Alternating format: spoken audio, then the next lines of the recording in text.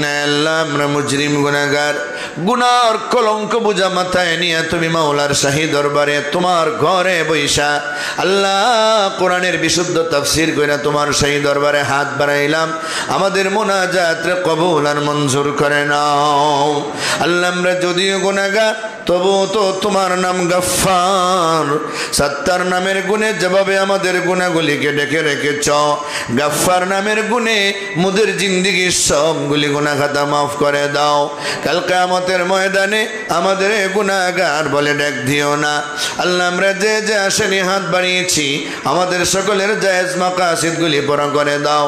আল্লাহ তোমার এক বান্দা খতম কইরা দোয়া চাইছেন, কবুল ফরমাও। আল্লাহ তোমার আরেক বান্দা বেমারিদের জন্য দোয়া চাইছেন, শিফায়ে আজিলা দান ফরমাও। আয় আল্লাহ আমাদের যাদের মা নাই বাবা নাই আপনজন দুনিয়াতে নাই, কবর অন্ধকার ঘর, পোকামাকড়ের ঘর, সাপ বিচ্ছুর ঘর, আল্লাহ ওই অন্ধকার কবরে যারা আছেন গো তাদের কবর জান্নাতের বাগান বানিয়ে দাও। আল্লাহ আযাবার গজব দিয়ে তাদের ধ্বংস করে দিও না। আল্লাহ আমাদের ছেলে মেয়ে আলো আওলাদদের আল্লাহ ওয়ালা মুত্তাকি পরহেজগার বানিয়ে দাও রব্বুল আলামিন। আল্লাহ আমাদের পক্ষ থেকে লক্ষ লক্ষ দুরূদ আর সালাম নবীজির রোজা তরে পৌঁছায় দাও। আমাদের বারবার হজ্জে মাবরুর জিয়ারত মকবুল নসিব ফরমাও।